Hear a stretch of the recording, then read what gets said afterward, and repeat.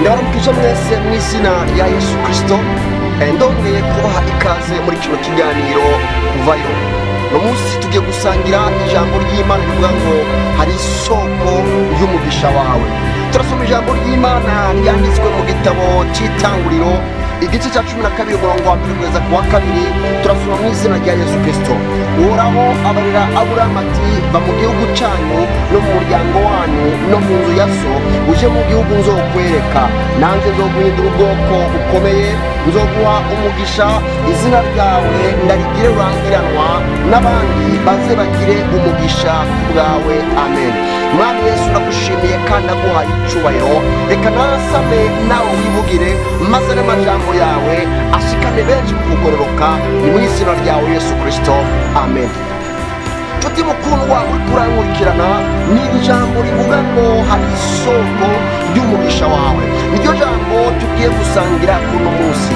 Aya majambo dusomye ni amajambo avuga ku nkuru ya Aburahamu yari mu gihugu cy'iwabo, igihugu cy'abasekuruza, igihugu cya se na nyina, igihugu cy'amavukiro. Ariko igihe kimwe Imana iramugendera iramubwira ngo va muri icyo gihugu cy'iwanyu, va muri icyo gihugu cya so na nyoko, usohoke ukivemo. Niyo wamara kukivamo nzoguhezagira, nzoguha umugisha, n'abandi bazoronka umugisha ku bwawe. Nshaka kuvuga iki mwene data? Aya majambo dusome hano, umbe nkubwire, umuntu wese arafise isoko ry'umugisha wiwe. Hari ahantu Imana yateguye kugira ngo uzoharonkere umugisha. Reka ndakubwire, Imana yashoboye guhezagirira Aburahamu mu gihugu cya se na nyina, ariko iramubwira ngo sohoka uve iwanyu maze ndaguhezagire.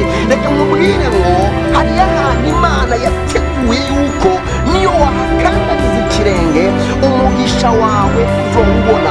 Hari ibintu Imana yateguye bivuga ngo ibyo bintu niyo wabibamo basi umugisha wawe ntuzoburi.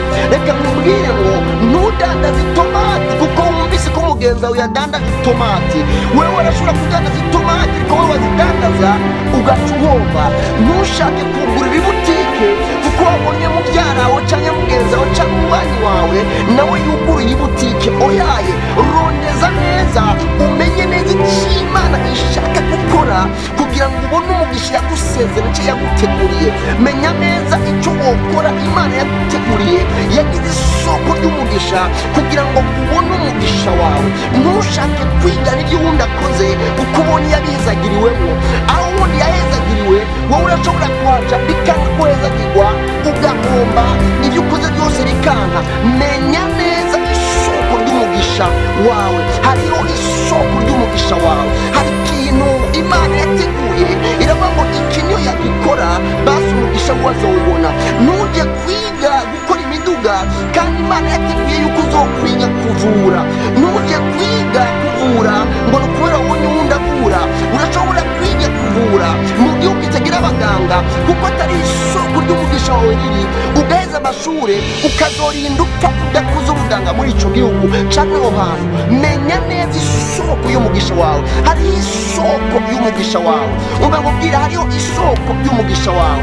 Ntacyo bivuze ibyo abandi ariko barakora bakaruranirwa.